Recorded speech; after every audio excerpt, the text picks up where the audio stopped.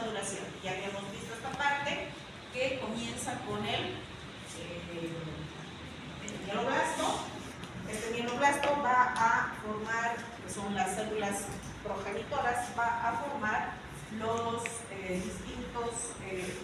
las distintas unidades formadoras de colonias, de estrocitos, protocitos, monocitos, granulocitos, y el linfoblasto va a dar origen a la línea linfóide, linfocitos T, linfocitos B. Entonces, del linfoblasto, que es la célula madre, va a haber una estimulación a través de las interleuquinas que va a generar la primera diferenciación, que va a ser el prolinfocito T, prolinfocito B. Estos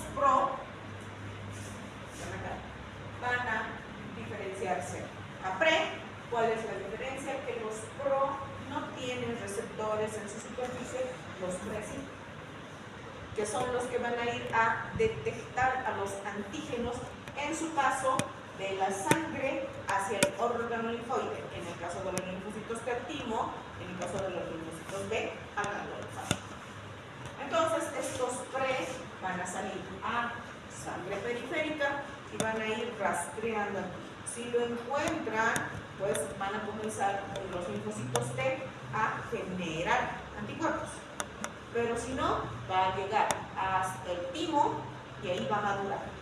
Y va a esperar que le llegue el antígeno. En cambio, el linfocito B, si se encuentra con un antígeno en su paso hacia los ganglios, va a tomar una fracción de una proteína, la va a reconocer o la va a desconocer.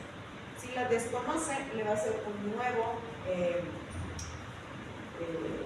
rastreo o una nueva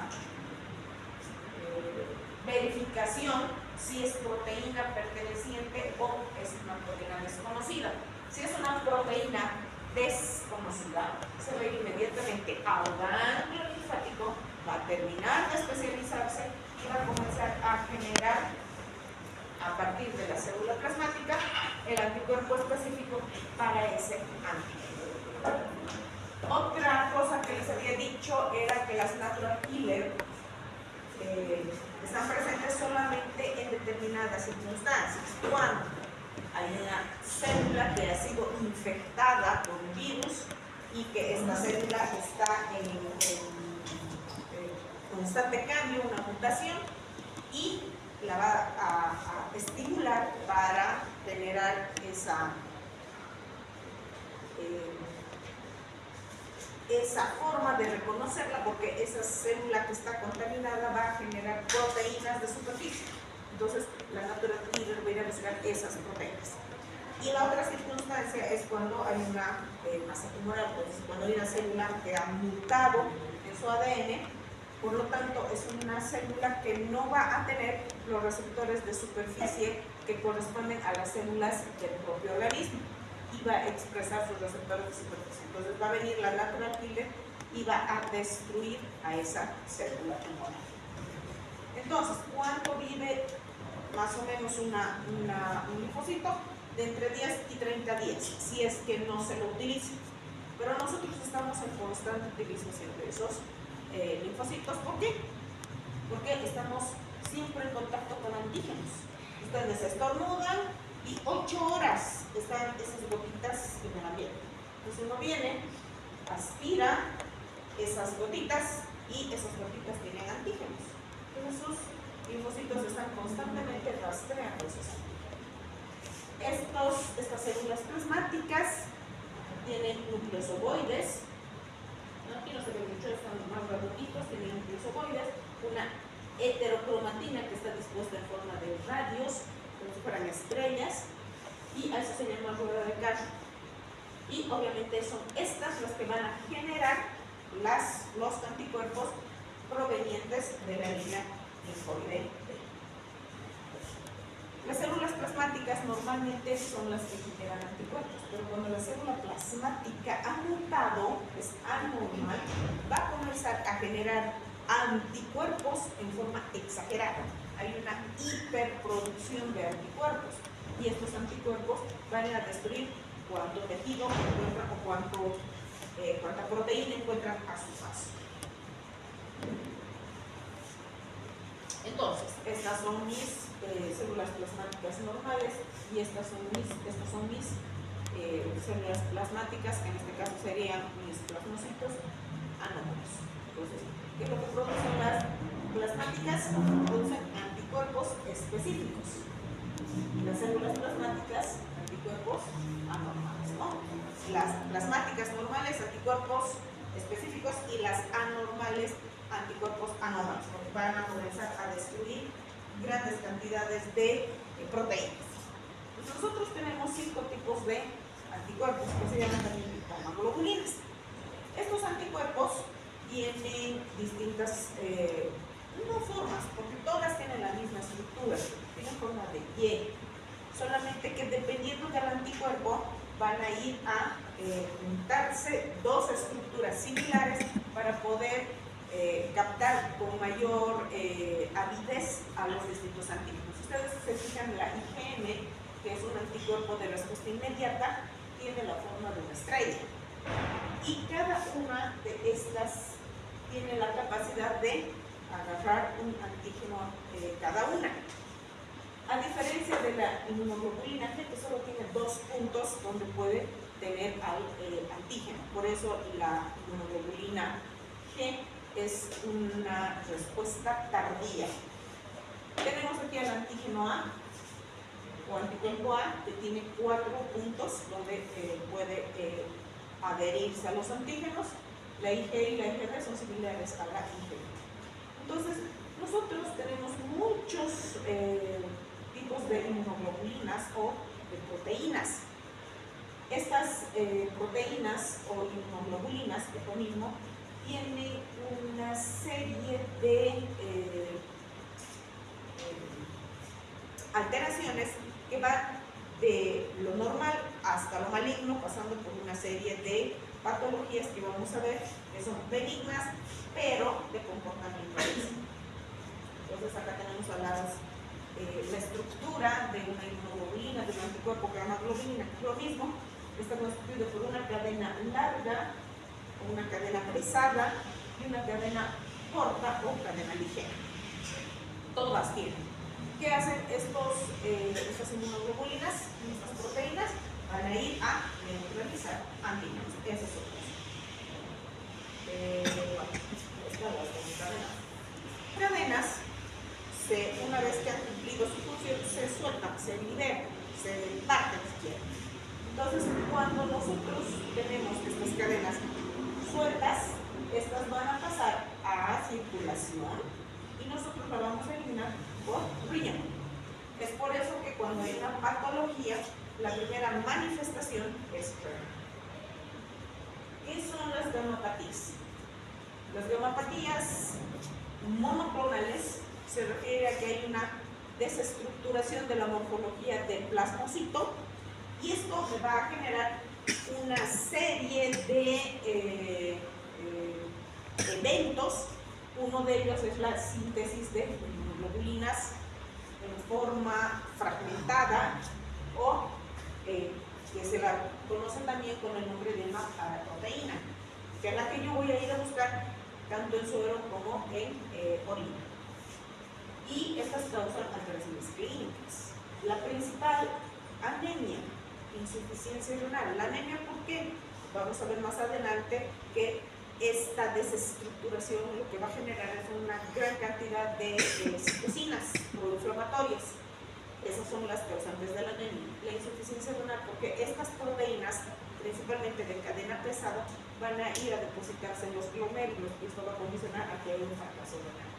Hipercalcemia, porque va a destruir estructuras que están alrededor y va a generar lesiones óseas. Producto de mi destrucción ósea, hipercalcemia.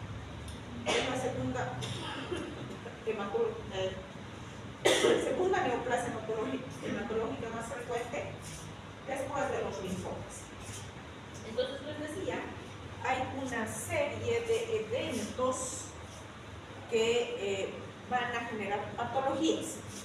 Nosotros tenemos una que es benigna que puede estar años sin generar ningún tipo de sintomatología. Ahí tenemos a la amiloidosis, y tenemos a las neoplasias per se, es decir, a los cánceres como tal, y el más importante, el mieloma múltiple. Entonces vamos a hablar de cuáles son estas hemopatías, que van desde una benigna silente a un mieloma múltiple. Entonces tenemos a las gamapatias monoclonales de significado incierto. Dice de significado incierto porque están alteradas, pero no producen ningún tipo de sintomatología, no producen ninguna patología. Entonces uno puede vivir años, 20 años, con esta desestructuración de las células, pero no tener nada. Por eso se llama de significado incierto, que eventualmente en un 1%, en un 0.5, 1%, va a convertirse en algún momento en un mieloma. ¿Pero cuándo? Nadie sabe. Y significado incierto. Y las malignas, que dependen del tipo de desestructuración que tengan para presentar o no una sintomatología. Algunas presentan síntomas que son muy vagos y que muchos años están con eso y no se les hace diagnóstico. Y otros que cuando ya se presenta la sintomatología están metastatizados. Entonces, ahí tenemos al mieloma múltiple, que es el peor de todos, es el más agresivo. La macroglobulinemia de Waldenström, que no es un cáncer, pero es una etapa previa al cáncer, que sí se puede acompañar con mieloma múltiple. La enfermedad de cadenas pesadas y la amiloidosis. Entonces, son patologías que son difíciles de diagnosticar, pero que hay que prestar atención a su presentación y a su clínica para darnos cuenta si es o no es una gamapatía. Tenemos a la gamapatía de significado incierto. Son las más frecuentes. Es una entidad benigna pero silente. Presenta la paraproteína M, tanto en sangre como en orina, pero no hay ninguna otra alteración. Generalmente soy el buscazón cuando yo estoy investigando a mi paciente por cualquier otra causa y veo que tiene la paraproteína. Solo el 1% va a progresar a mieloma múltiple. Lo que les decía, no sé si va a progresar o no va a progresar. El paciente puede tener muchos años esto, puede morirse de cualquier cosa y su gamapatía está ahí, se muere con él. Como en algún momento me va a hacer un mieloma múltiple. El mieloma asintomático o quiescente.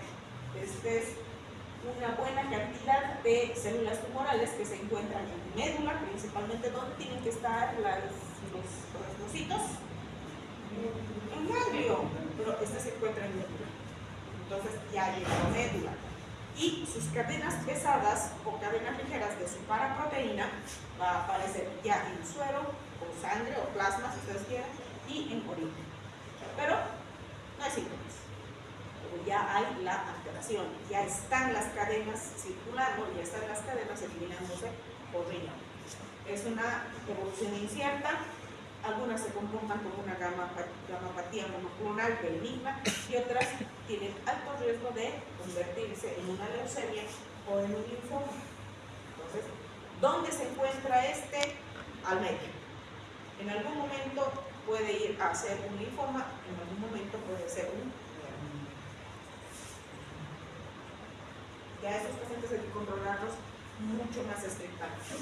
La gamapatía IgG es una producción excesiva de gamaglobulinas G, principalmente de las cadenas pesadas, LAMPA o kappa. 65% de los pacientes con IgG, es decir, de mielomas, van a tener un aumento de la producción de las inmunoglobulinas.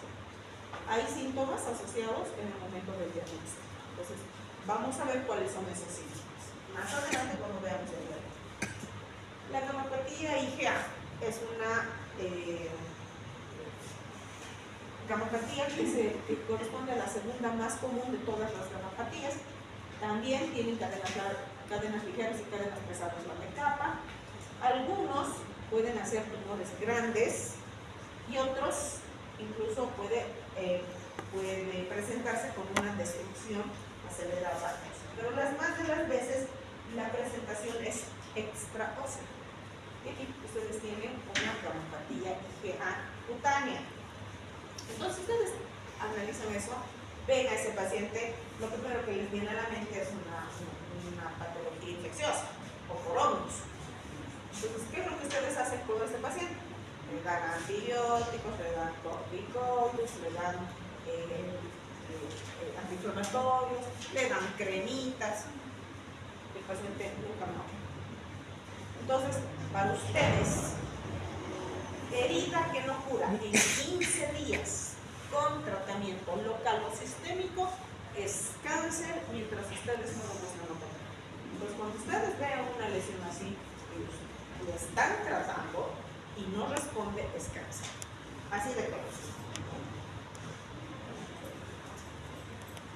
La gammopatía IgD es extremadamente raro, tanto la IgD como la IgE son muy raros. Muchas veces ni siquiera se encuentran sus paraproteínas ni en suero ni en sangre. Entonces, a veces hay que hacer laboratorios muy específicos para ver o hacer diagnóstico por descarga y pueden progresar a una neoplasia de células plasmáticas o una leucemia de células plasmáticas. La IgE, difícil de detectar. Generalmente la sospecha es clínica, se deben hacer pruebas específicas, pero como les digo es difícil de diagnosticar. La enfermedad de cadenas ligeras o de Lenz-Jones, pues se trata de un depósito de cadenas ligeras a nivel del sistema nervioso central, principalmente riñón y algunos otros órganos. Solo se hace el diagnóstico por electroforesis de las proteínas. Yo les había dicho que cuando habíamos visto la parte de hemoglobina, la hemoglobina al ser una proteína y al ser sometida a una desnaturalización, pues ocupa, dependiendo de su cadena, un espacio específico dentro de ese rango de desnaturalización que tiene. Entonces, dependiendo de lo que salga en esa desnaturalización, es que se puede sospechar de una gammopatía de Lenz-Jones, de una enfermedad de Lenz-Jones. Otra patología que es benigna de comportamiento agresivo es la amiloidosis de cadenas ligeras. Estas se depositan, la amiloidosis es, como una bandeja de lana, un bollo de lana. Esa es una proteína, no se olviden, así es la hemoglobina. Para la mayoría de las proteínas es lo mismo, porque las proteínas son cadenas de aminoácidos que se enrollan sobre sí. Entonces, ¿qué es lo que sucede con la amiloidosis? Estas cadenas comienzan a enrollarse. Primero se ponen en forma de fibras sueltas y después son fibras lineales. Así es como se presenta esto. Y estas cadenas son las que se van a encontrar tanto en suelo como en orina. Entonces, vamos a ver. Ahí está. Estas son amiloidosis. Entonces, fíjense el desorden que hay en el tejido que se encuentra debajo de la piel, porque la amiloidosis afecta el tejido que se encuentra por debajo del epitelio. Y lo que va a generar son estas, esto debería ser por capas, pero está todo desordenado. Y la manifestación clínica generalmente es cutánea. Entonces, ¿cómo ustedes van a diagnosticar? Únicamente por biopsia. Yo veo eso y yo lo confundiría, si no tengo mucha experiencia, diría esto es una petequia. Ir a analizar sus plaquetas, ¿cierto? Entonces, no es tan así.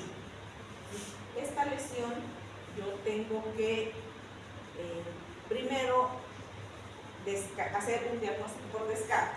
Entonces, si yo estoy pensando que esta paciente tiene petequias, lo primero que tengo que hacer es encontrar plaquetas. Mi encuentro de plaquetas es normal. Luego, ¿qué tengo que hacer? Ir a hacer un general de orina.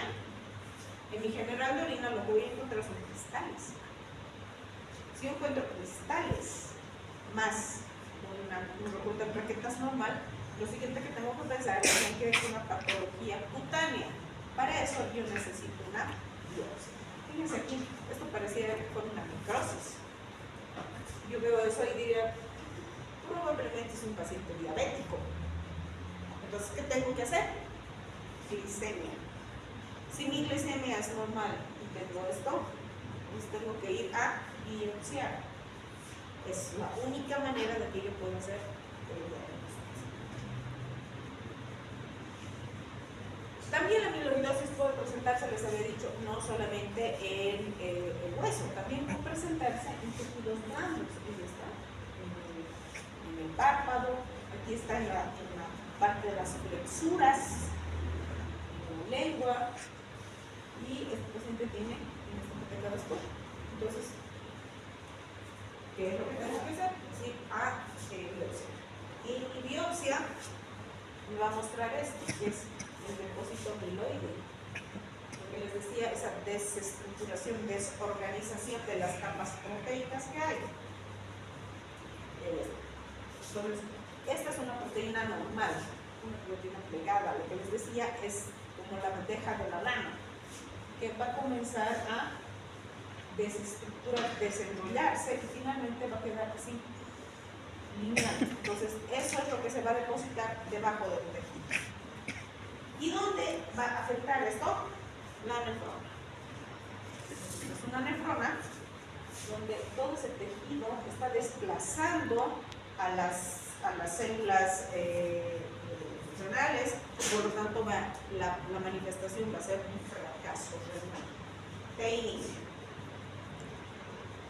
Entonces, ¿cuándo vamos a ver o quiénes van a ver este tipo de patologías? ¿Ustedes? No, son los nefrólogos, porque el paciente va a tener problemas renales. Porque si ustedes ven ese paciente con esas lesiones, van a decir al dermatólogo. Entonces, a veces es complejo hacer el diagnóstico de este tipo de patologías. El mieloma macrofocal es un subgrupo de mielomas. Este ya es un tumor maligno, pero de buen pronóstico porque se presenta primero en pacientes varones jóvenes, tiene múltiples lesiones líticas, pero también lesiones cutáneas, y en menos del 10% hay células plasmáticas mediulares. O sea, no es muy invasivo a mediulares. No afecta, pero puede haber una carga tumoral baja. Tiene buen pronóstico, tiene una muy buena supervivencia, responde muy bien al tratamiento. Este ya es un tumor. Y ahí está. Entonces, normalmente lo que se tiene que hacer es sacar la masa tumoral más una parte de tejido sano, a lo que nosotros llamamos un margen de seguridad. Normalmente los márgenes de seguridad es de medio centímetro. ¿Dónde lo voy a sacar en su párpado medio centímetro de tejido de seguridad? No hay cómo. Entonces este paciente tiene que hacer tratamiento sistémico. No hay cómo hacerle el tratamiento local. Si bien es un tumor que está localizado en un lugar y que tiene buen pronóstico, que sí puede penetrar a médula, pero en muy poca proporción, y tiene un muy buen pronóstico, no le puedo hacer un tratamiento radical. Porque tendría que sacarle su ojo y un poquito va a quedar pelado. Entonces, el paciente tiene que hacer tratamiento sistémico. El plasmocitoma solitario es una masa que generalmente se ubica ya en el hueso, específicamente en la columna, y va a provocar muchísimo dolor. En realidad, el dolor va a ser la principal causa de consulta, tanto en la emergencia como en la consulta externa. 3 a 5% de las caunopatías congénitas. Es una lesión solitaria que se puede encontrar en hueso y en partes blandas, o en hueso o en partes blandas. Lesiones extrapulmonares, las lesiones extraóseas se presentan en pulmones, en senos paranasales o en faringitis.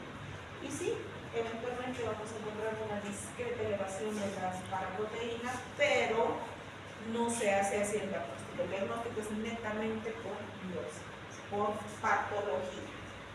Entonces, aquí tenemos una tomografía donde vamos a ver que todo esto es una masa corporal.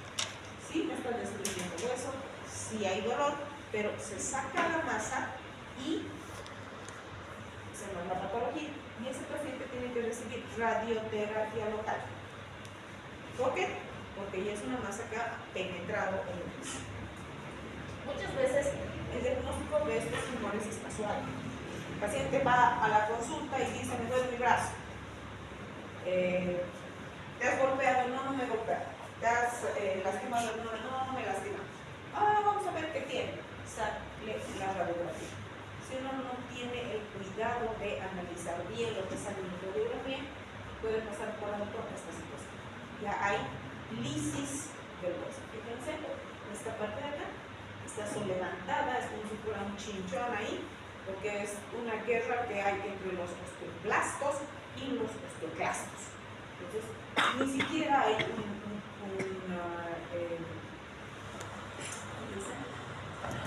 calloso. Esta es una tomografía donde vamos a ver que no solamente está comprometido el hueso, sino está comprometido el tejido adyacente, el tejido blanco.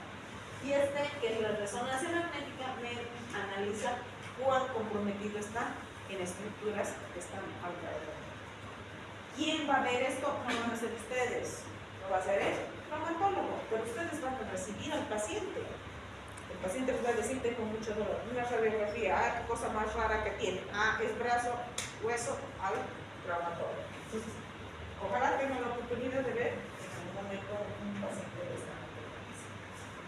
Las más de las veces el problema es el dolor. El paciente viene con mucho dolor. Entonces nosotros sacamos una radiografía PA lateral y vemos que si no tenemos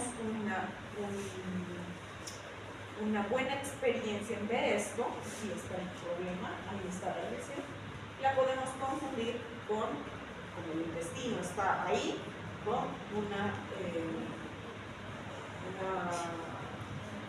lesión hidroaérea, si ustedes quieren, sobre todo los que tienen hilo paralítico o tienen una obstrucción intestinal. Esto es aire.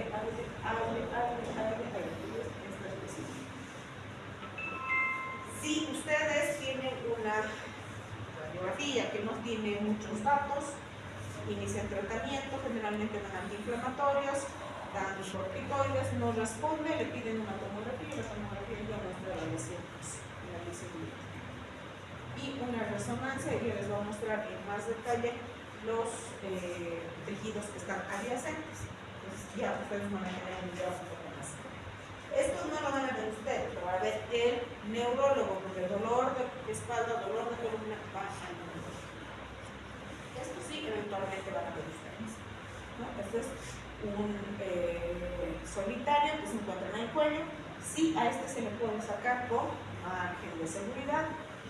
Ustedes si le ponen un poco de ganas van a poder hacer ustedes las biopsias, porque yo hacía las biopsias con pecho internado y hecho algo de especialidad.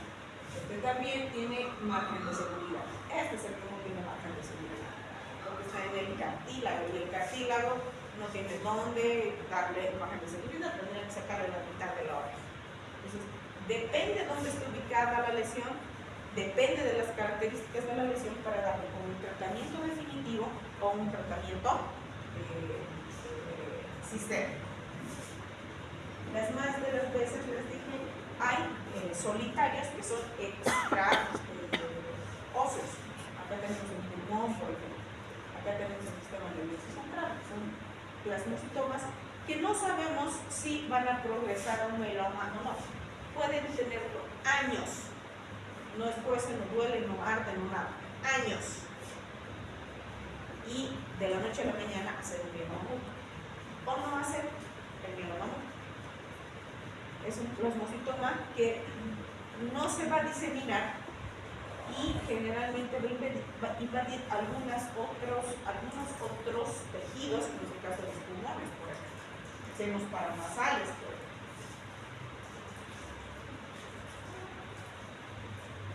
Una patología benigna de comportamiento agresivo es la macroglobulina de Waldenström.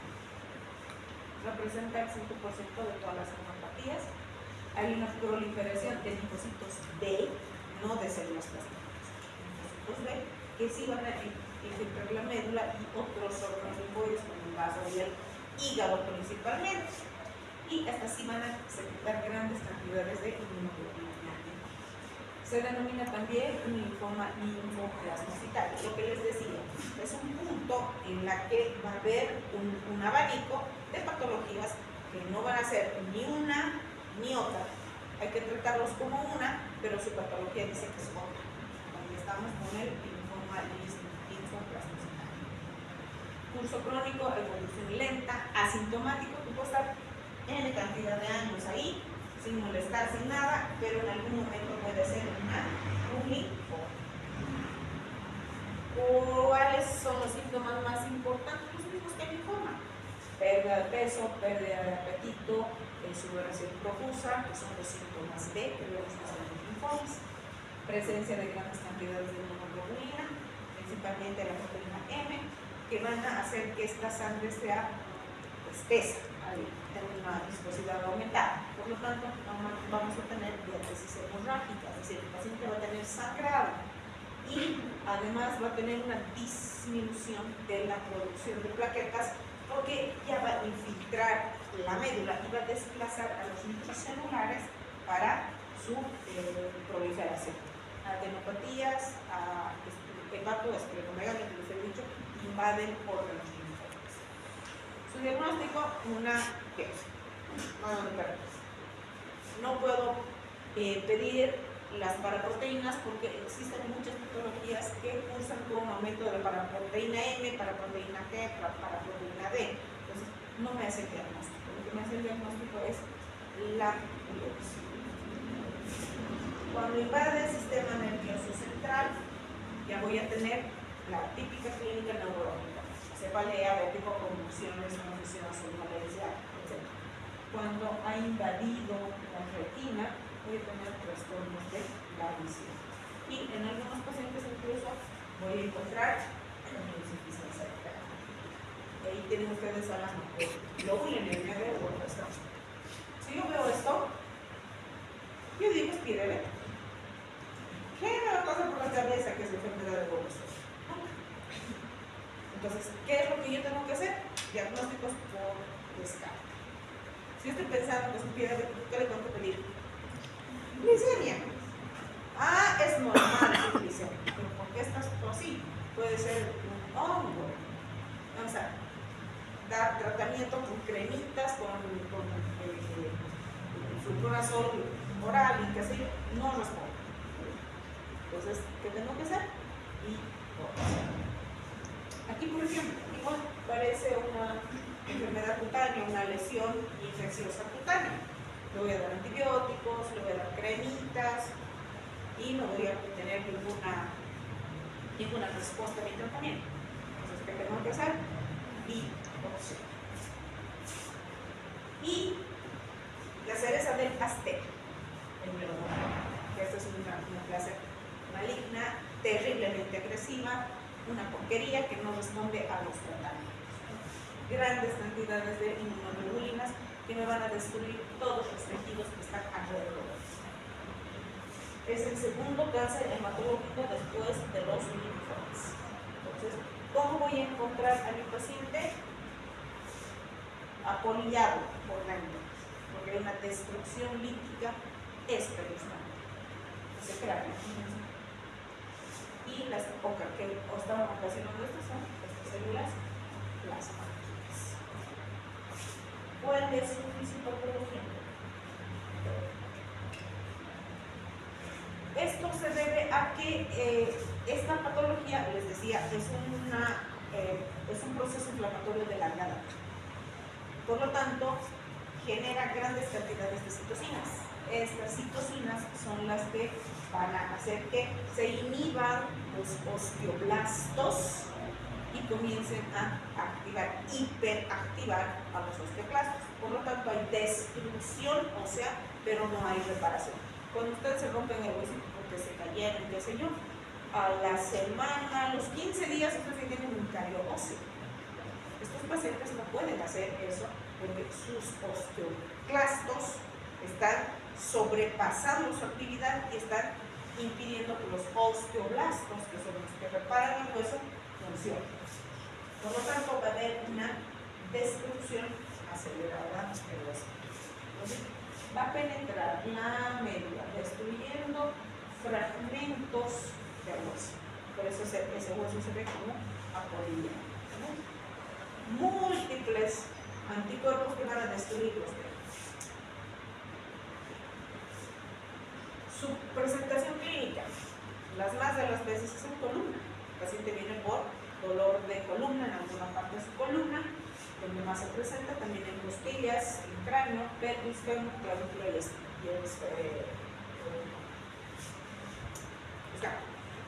entonces, ¿qué es lo que nosotros pedimos primero? Entonces, lo siguiente es derivar al paciente ya el traumatólogo o en el caso de columna el neurólogo ya va a pedir tomografía y no se apolillado. Ya pedirá la tomografía, ya va a pedir la resonancia magnética y qué sé yo. Cuando ya tiene fractura, en este caso, cuando ya tiene fractura patológica, entonces ¿quién va a ver? Fíjense, es una fractura desplazada.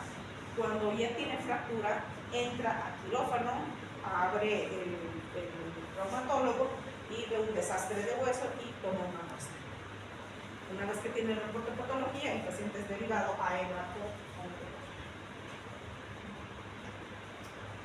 Lo que nosotros hacemos cuando tenemos este tipo de lesiones es pedir una gammagrafía.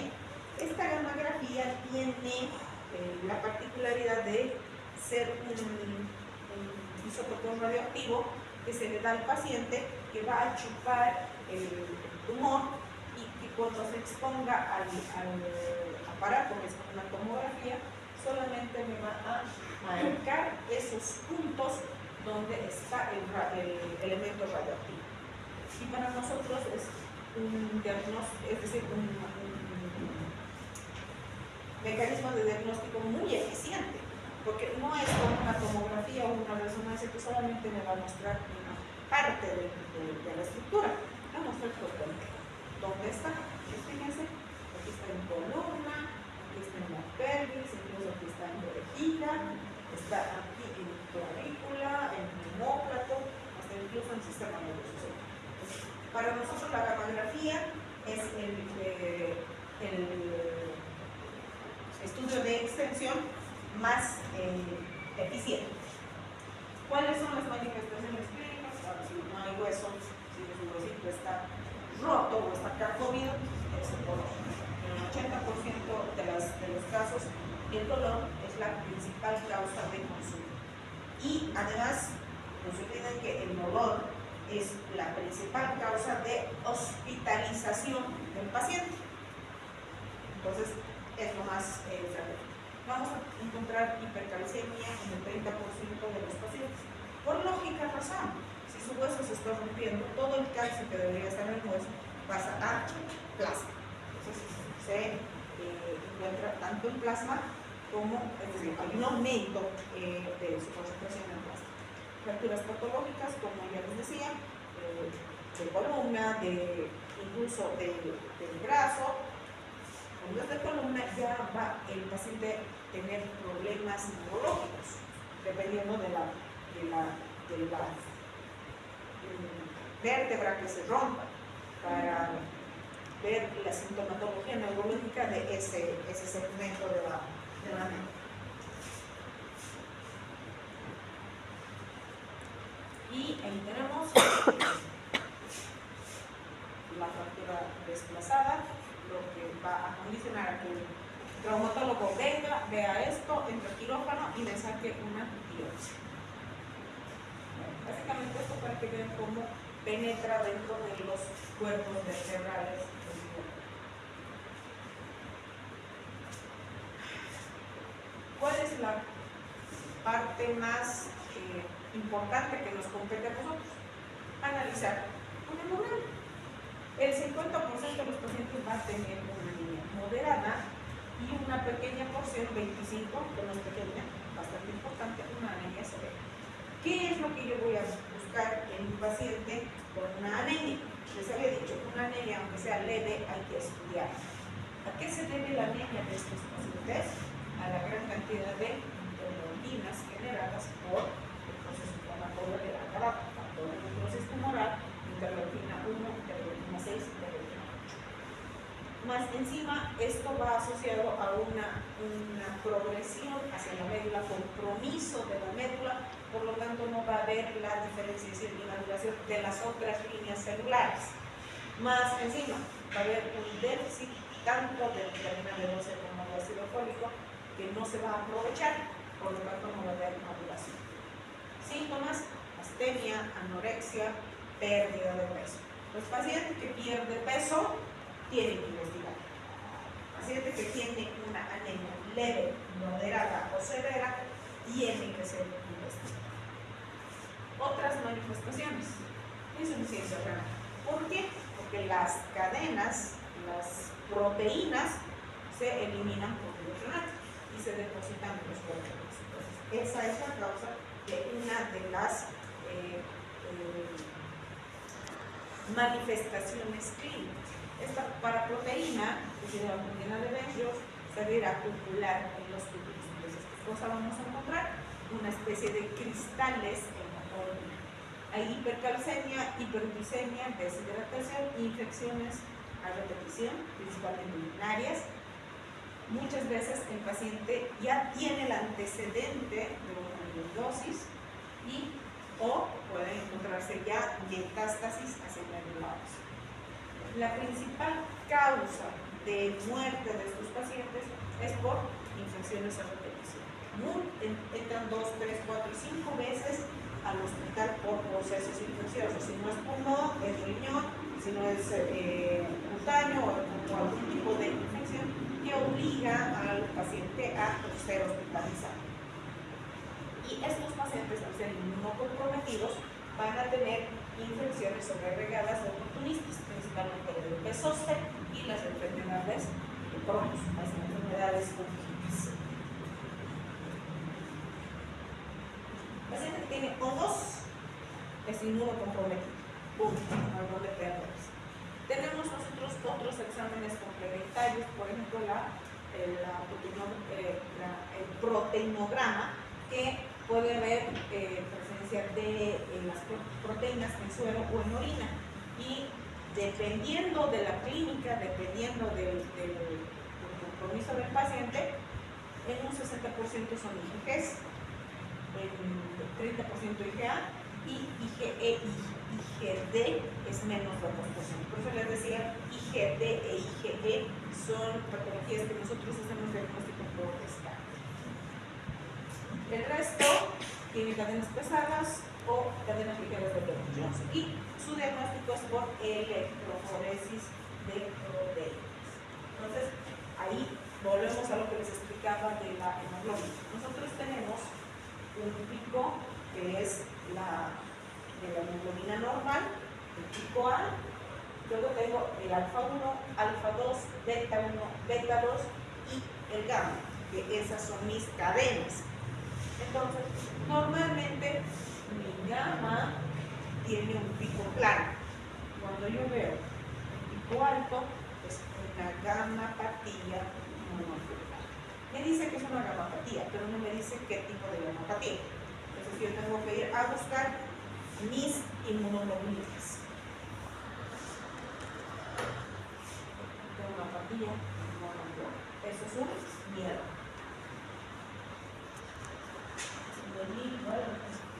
Entonces, ¿qué es mi proteína? De Bailey-Jones.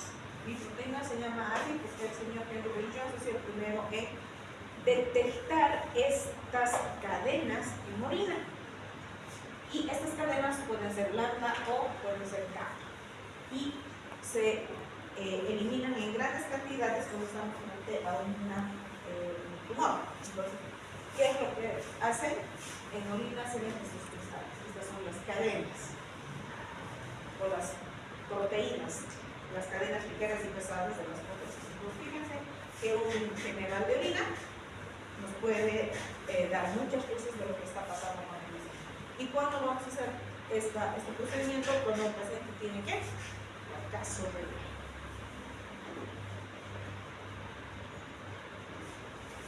Obviamente mi diagnóstico lo tengo que hacer a través de una biopsia, y no solo eso, sino que tengo que biopsiar la médula.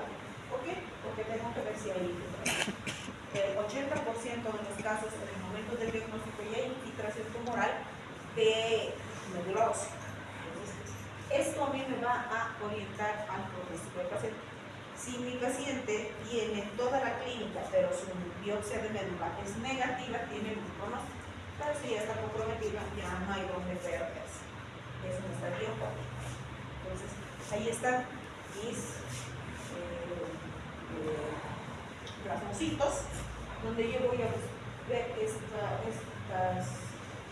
puntitos que ustedes quieren, que es el acúmulo de las hemoglobinas, ¿no?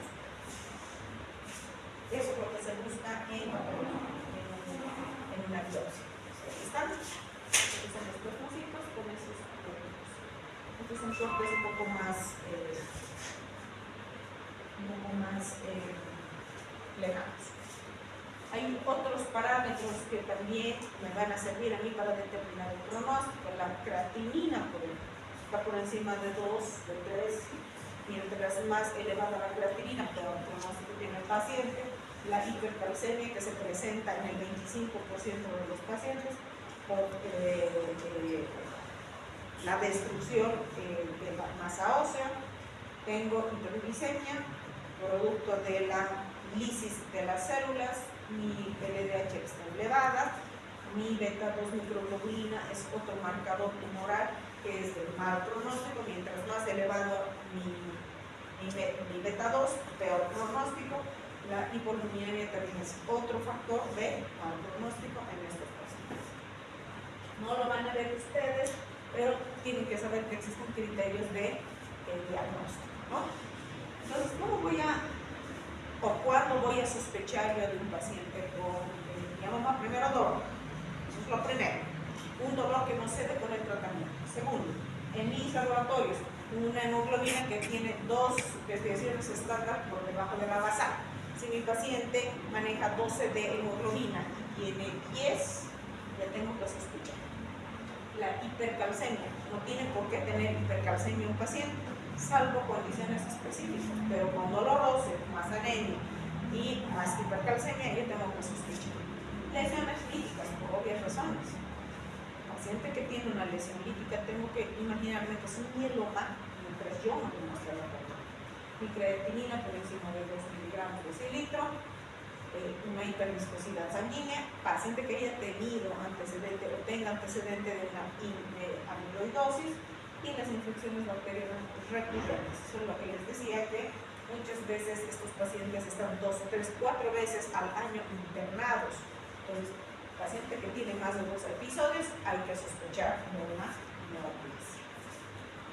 Eso a grandes rasgos de los biomas. De la tercera edad, otros son relativamente jóvenes. He tenido la oportunidad de tener un paciente de 14 años con dolor. 14 años. Es extremadamente bajo. Lamentablemente era un mieloma metastásico, era un muchachito que vino del campo, entonces ya no podía trabajar, lo llevaron a hospital pierna, ahí se le hizo el diagnóstico de su mieloma. También les voy a mostrar videos y en base a esto es que vamos a calificar su tercera etapa. Hoy hablaremos acerca de las plaquetas, o también llamadas trombocitos. Trombo significa coágulo sanguíneo en este caso. Y antes de empezar, hay que definir 2 puntos importantes, como son hemorragia y hemostasia.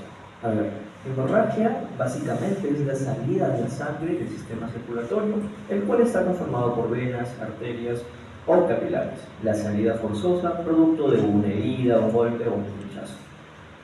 Por el contrario, hemostasia básicamente es un mecanismo el cual va a servir para detener o interrumpir el flujo sanguíneo producto de ese sangrado y de esa hemorragia ya mencionada. Entonces, son dos palabras claves que ustedes deben saber y manejar para poder adentrarse al mundo y al tema del cual estamos hablando, que son las plaquetas. A ver, ¿qué son las plaquetas? Las plaquetas, también llamadas trombocitos, son fragmentos citoplasmáticos anucleados. Anucleados quiere decir que no presentan núcleo, que no tienen núcleo, los cuales son derivados del megacariocito. El megacariocito es una célula, básicamente una célula gigantesca, precursora básicamente, que de la ruptura de esta célula gigantesca, las plaquetas nacen de ahí, o derivan de ahí. Las plaquetas miden de entre 2 a 4 micras de diámetro. Son muy pequeños, con una coloración Wright, una función Wright, se ven de un color púrpura más o menos clarito, y son pequeñitos. Las plaquetas forman parte del sistema hemostático, es decir, del sistema que se encarga de la coagulación. Ahora, quiero explicarte 3 puntos importantes que debes saber tú como estudiante de medicina, de biología y de alguna carrera de la salud. Hay 3 puntos importantes que son la formación y la destrucción de las plaquetas. El otro punto es morfología planetaria, cómo está formada una plaqueta, cómo es su estructura. Y el otro punto que es la fisiología planetaria, cómo es que las plaquetas funcionan. Empecemos en primer lugar con la formación y la destrucción de las plaquetas. A ver, las plaquetas en un adulto se forman en la médula ósea, específicamente en la médula ósea roja. Recordemos que un hueso tiene 2 tipos de médulas. Los huesos largos, obviamente. Los huesos tienen un tipo de médula ósea amarilla, el cual almacena lo que es grasa, que está conformada por un tejido adiposo, y el otro tipo de médula, que es médula ósea roja, que va a ser siempre donde va a ocurrir la hematopoiesis. En este caso, las plaquetas se van a formar en la médula ósea roja por un proceso llamado trombopoiesis, el cual es regulado básicamente por una hormona llamada trombopoietina, la cual es secretada por el riñón y por el hígado. Este proceso dura alrededor de 7 días, una semana básicamente. Y para los curiosos, diariamente se producen 10 a la 11 plaquetas en un individuo sano. Si pasamos de esta notación científica al número decimal, sería 100.000 millones de plaquetas diariamente. What the fuck? It's amazing, es increíble. Las plaquetas tienen un periodo de vida de 7 a 10 días. El valor normal, el rango normal de plaquetas en una persona sana está entre 150 a 450.000 plaquetas. Recordemos también que el vaso junto al hígado producen el 50% de los trombocitos de las plaquetas. Pasamos al segundo punto, que es la morfología. Morfo significa forma y logía, estudio o tratado. En este caso, la morfología, vamos a hablar de la forma de las plaquetas. En primer lugar, voy a hablar de 3 puntitos, subpuntos básicamente, que es la membrana. La membrana de una plaqueta es una capa gruesa que contiene fosfolípidos, al igual que otros tipos de células. Luego está también el citoesqueleto, citocélula, esqueleto, la estructura que forma a esta célula, en este caso la célula es las plaquetas. El citoesqueleto es una red de microtúbulos, de filamentos y de proteínas que están allí para darle soporte a la membrana de la plaqueta. Después tenemos también a los orgánulos. En cuanto a los gránulos, hay 2 tipos, gránulos alfa y gránulos densos. Los gránulos alfa son los más abundantes, contienen fibrinogen y el factor 4 o factor plaquetario de la coagulación. Los otros gránulos son gránulos densos, que están formados por calcio, ATP y ADP. ATP es adenosín trifosfato y ADP es adenosín difosfato. Muy bien. Ahora continuemos ya para acabar este videito con la fisiología planetaria. Fisiofunción, biología, estudio. Vamos a hablar de las funciones de las plaquetas. Quiero hablar aquí de 3 procesos muy importantes. básicamente tres actos que realiza una plaqueta cuando hay un sangrado. En primer lugar, se procede a la adhesión plaquetaria. El primer paso para la coagulación es la adhesión plaquetaria. ¿Qué pasa aquí? Las plaquetas se unen al colágeno subendotelial. ¿Qué significa subendotelial? Sub significa debajo, por debajo de algo. Endo significa adentro, por dentro de algo. Y telial, tejido. Entonces, en este caso, las plaquetas se van a unir al colágeno subendotelial, en este caso de la pared, de la vena, de la arteria o del capilar. Y este proceso va a durar solamente unas horas. Aquí se produce la reparación del tejido lesionado, así que la adhesión plaquetaria es muy importante. Después también está la secreción plaquetaria, que es el segundo procedimiento, básicamente, o la segunda función, o el segundo paso para la coagulación, que es la secreción plaquetaria. Aquí se liberan los gránulos ya antes mencionados, que se van a comportar como vasoconstrictores. ¿Qué quiere decir esta palabra? Que el vaso sanguíneo se va a contraer para así evitar que el flujo sanguíneo de la sangre se expulse con fuerza y así no se pierda demasiada sangre. Después también se comporta como procoagulantes, quiere decir que las plaquetas, estos gránulos, van a promover la coagulación. También estos gránulos se comportan como agonistas. ¿Qué quiere decir esto? Que van a hacer que las plaquetas básicamente se unan, se vayan al foco del sangrado. En pocas palabras, una reclutación de plaquetas. Y el último paso, el último procedimiento es la agregación plaquetaria. Agregación. ¿Qué pasa aquí? Las plaquetas se unen entre sí de forma irreversible. Ya no hay vuelta atrás. El fibrinógeno actúa como un puente entre una plaqueta y otra. Algo así como un enlace químico, básicamente. Pero en este caso el fibrinógeno actúa como un puente entre una plaqueta y otra. Y también algo a resaltar, a destacar, es que aquí se forma el tapón trombocitario para bloquear la zona lesionada. Este tapón va a hacer que esta zona ya lesionada básicamente se siga dañando, se siga lastimando, producto de la hemorragia ya antes mencionada, y así evitar la pérdida de la sangre. Y en resumen, las plaquetas son células muy indispensables en nuestro organismo porque, son algo impresionante, puesto que en alguna parte de nuestra vida nos vamos a caer, a lastimar, a cortar, y las plaquetas van a estar allí. Estas son básicamente un equipo muy atento, que tienen antenitas siempre para estar en el foco en donde ocurre un sangrado o una herida. Las plaquetas van a estar allí, pero nunca están solas, están con proteínas plasmáticas, como lo son la fibrina y el fibrinógeno, y con el factor 4 de la coagulación. Yo, la verdad, espero que el video te haya gustado. Ya sabes que si fue así, no olvides suscribirte, dejar un like y cualquier... Claro, como el agua. Bienvenidos al canal, yo soy Santiago Costa y en este video vamos a hablar de hemostasia. En particular vamos a hablar de lo que es la hemostasia primaria, es decir, los primeros pasos que ocurren para hacer este proceso que ya vamos a entrar en un segundo a explicar qué es la hemostasia.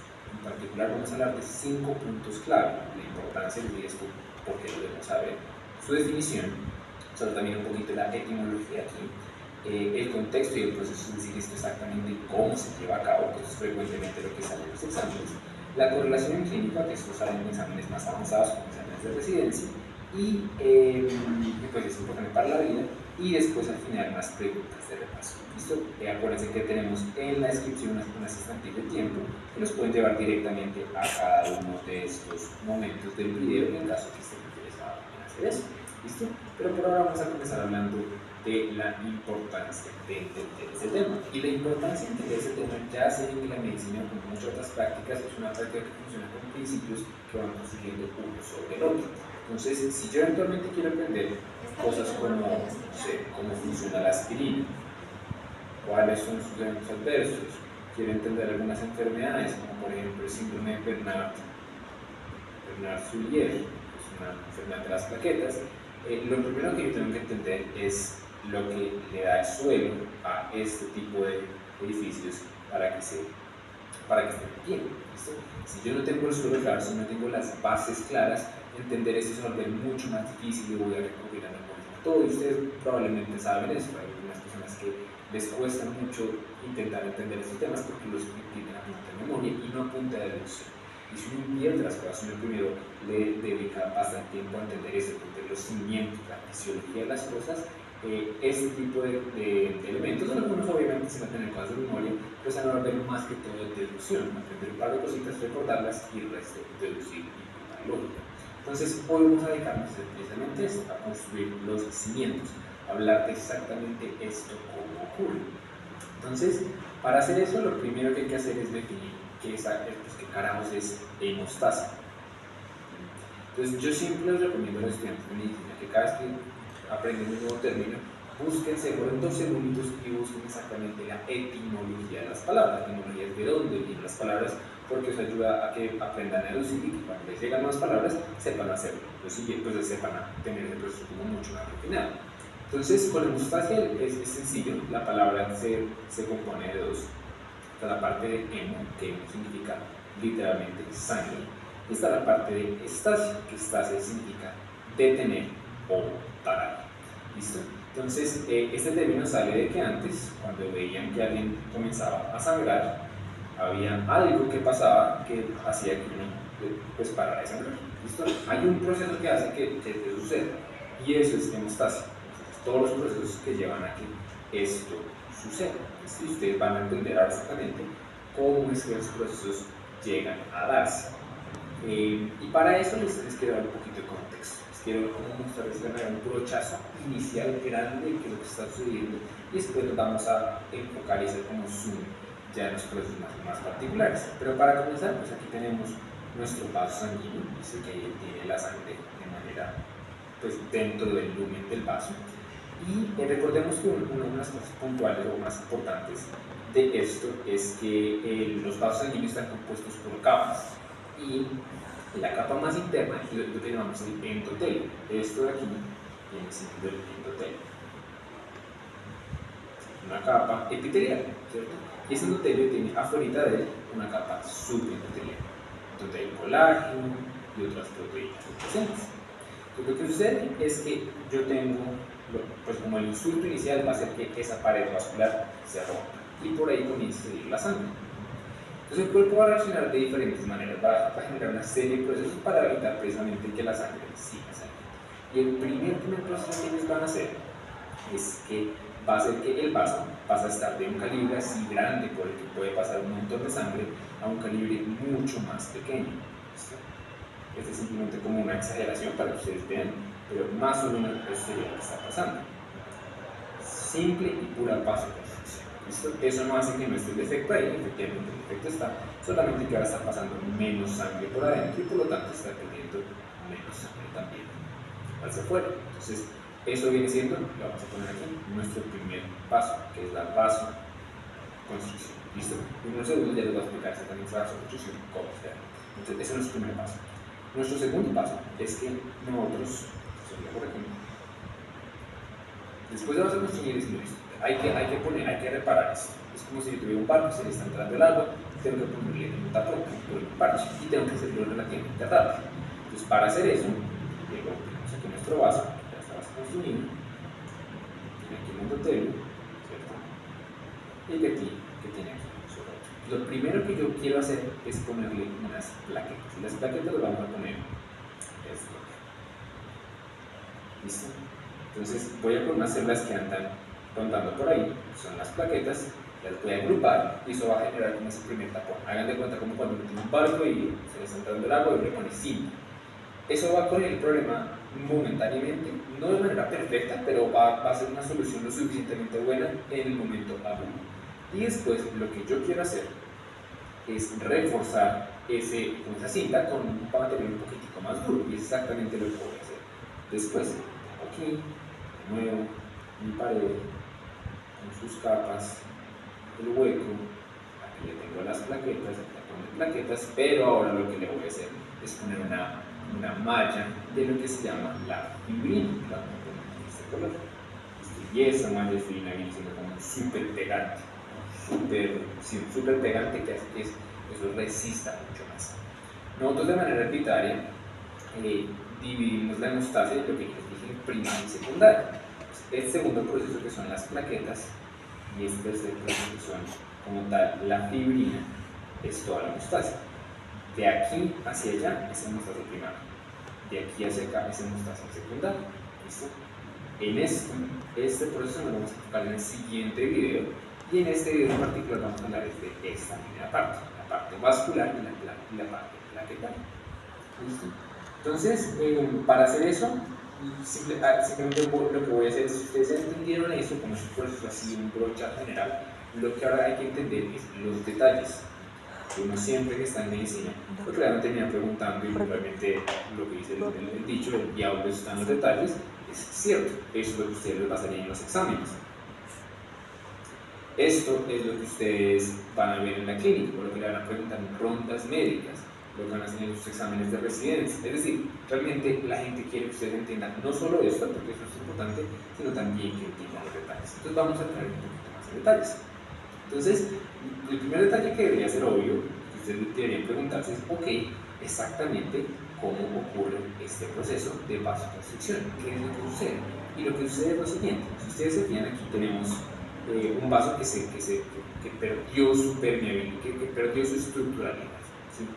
Ya no es simplemente, de pronto, es mejor si bajamos un poquito de eso. Entonces, tengo un vaso que antes la sangre que estaba pasando por aquí solamente tenía contacto con esto, con el endotelio. ¿Listo? Ahora, cuando se rompe, los elementos que están debajito en el subendotelio se van a liberar y van a comenzar a pasar aquí. Y al pasar aquí, esos contenidos de cierta manera tienen una respuesta integrada, una respuesta inherente, y al liberarse, ellos van a generar un montón de señalización. Uno de los elementos en particular es la endotelina. Cuando este endotelio de aquí se lesiona y cuando se expone los tejidos subendoteliales, la endotelina se libera. La endotelina es el principal mediador, el mediador más rápido que causa esa vasoconstricción. Entonces, primer detalle clave de llevarse de todo esto: la endotelina es el mediador de este proceso. ¿Listo? Ahorita vamos a ver otro en particular que también ayuda a ese proceso de vasoconstricción, pero es un poquito más tarde. Bien, primer detalle que ya puntualizo. Ahora vamos a hablar exactamente de cómo ocurre esto de aquí, cómo ocurre el tapón de plaquetas. Y para entender eso, lo que tenemos que entender es que este tapón, voy a borrar esto aquí un segundo, ocurre en tres fases distintas. Una fase inicial, que es de iniciación, que ahí ustedes también lo van a encontrar como adhesión plaquetaria. Después una fase de activación y finalmente una fase de agregación, que básicamente es lo siguiente. Yo tengo aquí mi vaso, el subendotelio de bajito, voy a intentarlo varias veces.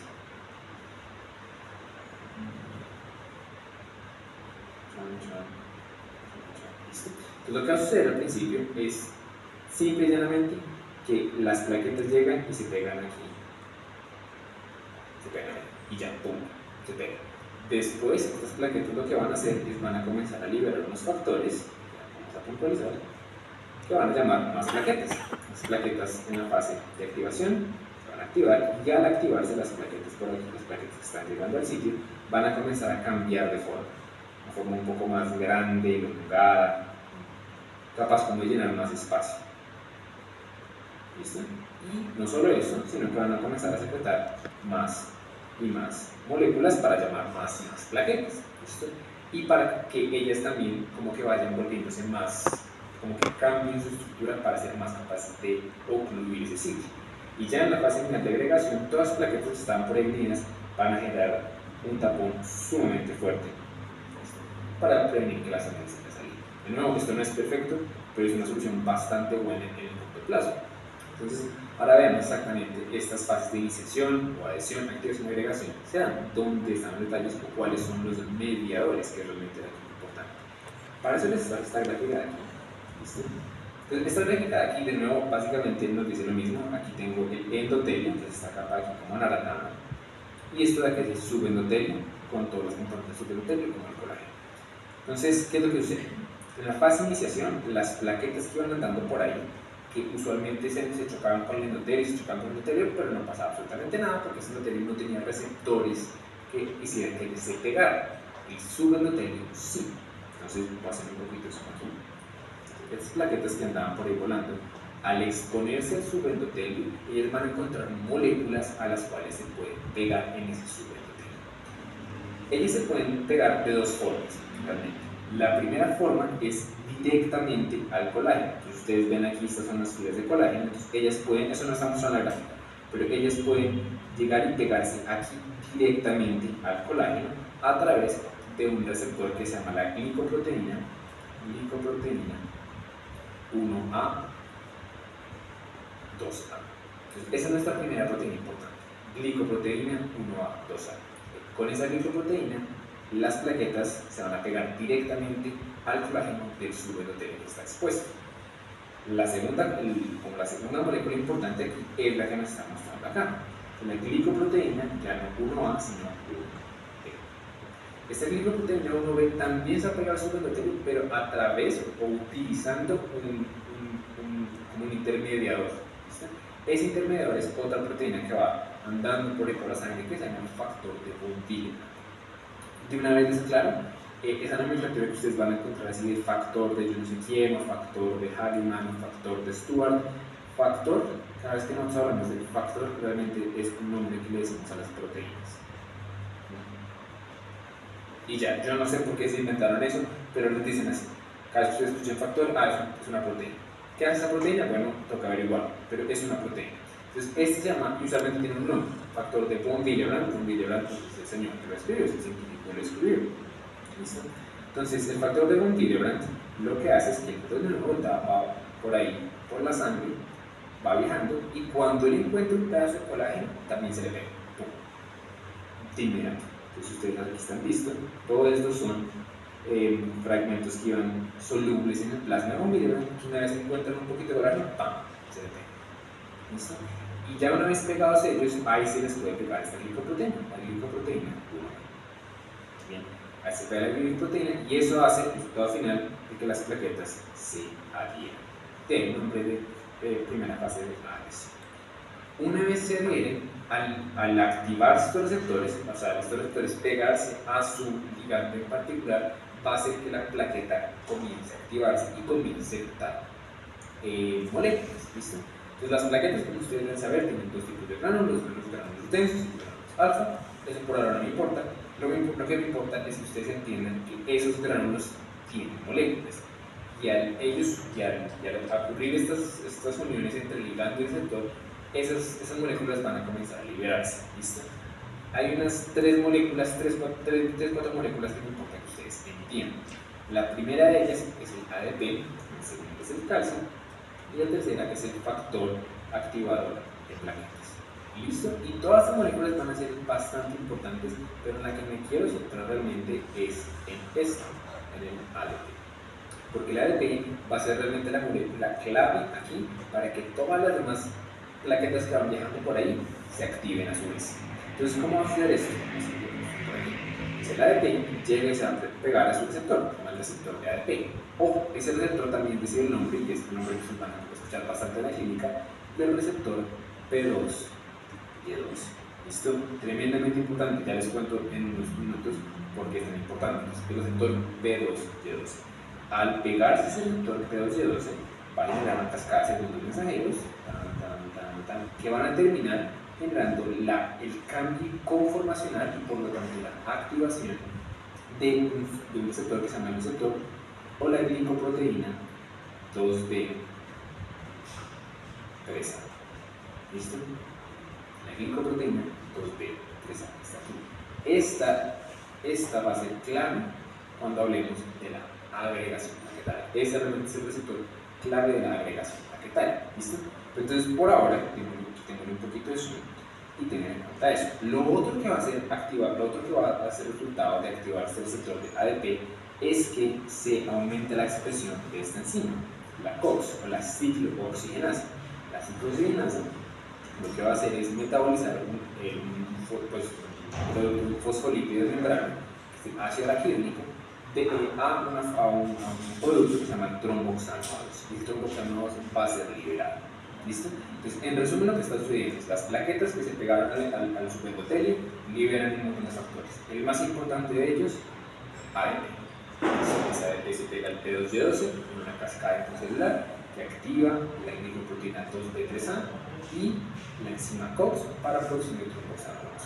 Entonces, si eso ya está claro, pasemos a hablar de bueno exactamente para qué me sirven este receptor, esta glicoproteína 2B3A y el tromboxano 2. En cuanto al tromboxano 2, el tromboxano 2 puntualmente lo que va a hacer, un poquito más resumen, es que este tromboxano genera principalmente vasoconstricción, hace que los vasos de nuevo se engosten mucho más para prevenir más flujo y además va a promover por varias vías la agregación plaquetaria. ¿Listo? Entonces es un agregante plaquetario. Eso ustedes lo tienen que tener extremadamente claro. Ese tromboxano 2 va a generar que se vasoconstricción en los vasos, aumentar la hemostasis y que se agreguen las plaquetas. ¿Listo?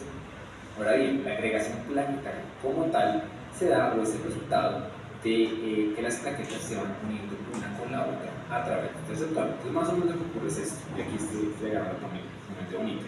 Yo tengo aquí las plaquetas que ya están añadidas, unas por aquí, unas por aquí, pero si yo quiero generar muy bien como ese plug, como ese tapón de plaquetas, lo que yo voy a hacer es, utilizando este receptor que les dije, la glicoproteína 2B3A, voy a unirme una plaqueta a la otra, entonces todas comenzaron a abrazarse, así o a ponerse de brazos. Entonces esos brazos que son una glicoproteína 2B3A, otra glicoproteína 2B3A, y entre las dos glicoproteínas una molécula de fibrinogen. Este fibrinogen también anda volando por ahí en la sangre y también las plaquetas son capaces de secretar. ¿Listo? Pero principalmente anda volando por ahí en la sangre. Y al hacer esto, pasa lo que yo les decía al principio. Tenemos todas las plaquetas unas unidas con las otras, todas formando ese tapón plaquetario. ¿Listo? Entonces, ese es básicamente el proceso, no voy a ver el segundo por aquí. Ese es básicamente el proceso que explica esta parte, la parte de las plaquetas. ¿Listo? Entonces, dejándolo claro, espero que haya quedado claro, vamos a pasar a la correlación. Y tenemos la misma imagen aquí, porque realmente es lo único que necesitamos. Entonces, ¿qué puede o por qué es importante saber todo esto? Porque uno, las cosas pueden salir mal, entonces hay algunos factores que pueden funcionar mal y eso va a jugar enfermedades, y dos, tenemos algunos medicamentos que actúan con moléculas específicas que hablamos. Entonces comenzamos hablando de lo primero que dijimos, cuando las cosas salen mal. Lo primero que puede salir mal es esto, ¿sí? ¿Se acuerdan de este señor de aquí que yo les conté, que el factor de von Willebrand, que él media la adhesión plaquetaria con la glicoproteína 1B? Bueno, resulta que hay una enfermedad donde es deficiente y se llama la enfermedad de von Willebrand. Es de las enfermedades hereditarias de las plaquetas más frecuentes de todas. Y pues ustedes creen que va a presentar el paciente básicamente con un sangrado que es más plaquetario, ese punto lo veremos en un video.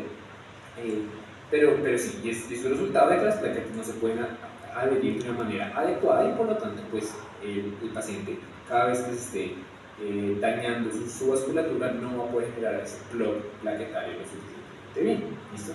Primera enfermedad. Una enfermedad similar en cuanto a la parte sangrado es la deficiencia de esta molécula de aquí, la deficiencia de glicoproteína 1B. Eso se llama el síndrome de Bernard-Zunich. ¿Listo? De nuevo, básicamente es una enfermedad donde no se pueden adherir las plaquetas y por lo tanto es lógico que el paciente va a sangrar. Lo que les dije, se puede comenzar a deducir las cosas como no las entienden.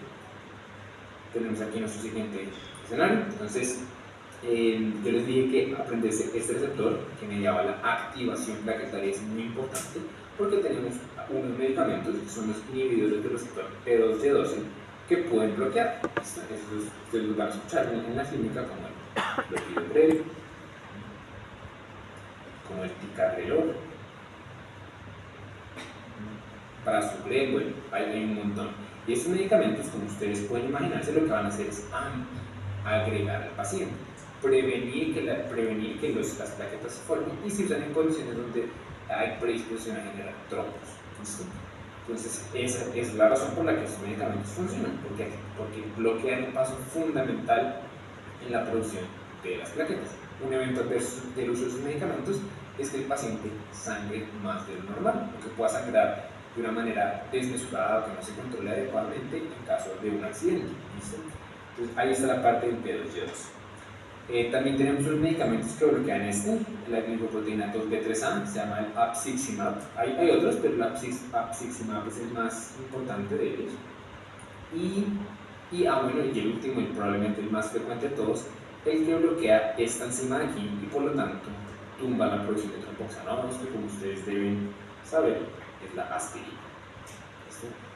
Es exactamente esta la razón por la que la aspirina se llama antiagregante plaquetario, se usan en condiciones donde uno no quiere que los pacientes formen trombos plaquetarios, como en los infartos del miocardio. Pues esas son las causas más frecuentes de diabetes de infarto, porque se exponga sobre el endotelio de una placa aterosclerótica y ahí se forme un trombo de plaquetas.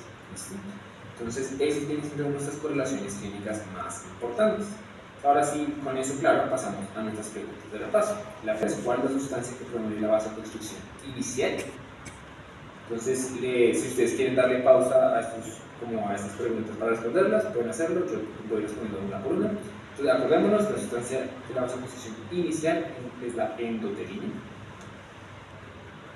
De la vasoconstricción más posterior, como que ocurre un poquito después, acordémonos que es tromboxano A2. Hay otras moléculas, sí, por ejemplo la epinefrina, también ayuda un poquito y también se libera de manera local, ¿listo? Pero puntualmente acuérdense, endotelina y tromboxano A2, ¿listo? Esta va primero, esta va después. Por eso un poquito más fuerte. ¿Cuáles son los mediadores de la adhesión plaquetaria? Bueno, entonces recordemos que los mediadores de la adhesión plaquetaria básicamente son, por un lado, la glicoproteína 1A, 2A, que se pega directamente al colágeno. Por otro lado, tenemos la glicoproteína 1B, que se pega directamente, no se pega directamente al colágeno, sino que ella utiliza como puente entre ella y el colágeno el factor de von Willebrand. ¿Listo? Entonces, ¿cuál es el receptor principal involucrado en la activación y en la agregación plaquetaria? Entonces, recordemos que para la activación plaquetaria el receptor más importante es el P2Y2, inhibido por el ticagrelor, el sulfidogrel, y para la agregación plaquetaria tenemos la glicoproteína 2B 3A, que es bloqueada por la apiximab. ¿Listo? ¿Cuál es el rol del tromboxano A2? Ya lo dijimos, es básicamente promover la vasoconstricción y la agregación plaquetaria. Y medicamentos antiplaquetarios, ya hablamos uno de la aspirina, bloquea precisamente la producción de tromboxano A2, inhibe la citrullinasa. Ya hablamos de los inhibidores P2Y2, como el ticagrelor y el clopidogrel, y ya hablamos de la apiximab, que bloquea la glicoproteína 2B3A. Eso fue básicamente un brochazo grande, detallado, importante, dándoles un poquitico de clínica de la anestesia primaria. Nos vemos en el próximo video donde hablaremos de la cascada de la regulación. Muy bien, hola a todos, bienvenidos al canal, yo soy Santiago. Me van a dar un resumen de lo que hemos visto en los videos. A mano alzada, nada de computadores. Letra clara, hasta hemostasia primaria. Entonces, parte de su nota de la tercera actividad de clases. Pueden ir a buscar fisiología, pueden ir a buscar a me ha parecido excelente cómo explica él. No es como en el libro, una cosa detrás de la otra, donde usted se duerme y se pierde. Lo he explicado de la manera más clara. Entonces, ustedes vayan a hacer su cuadro sinóptico, su mapa mental, lo que ustedes quieran, como ustedes quieran trabajar. Pero háganlo, esto es trabajo individual.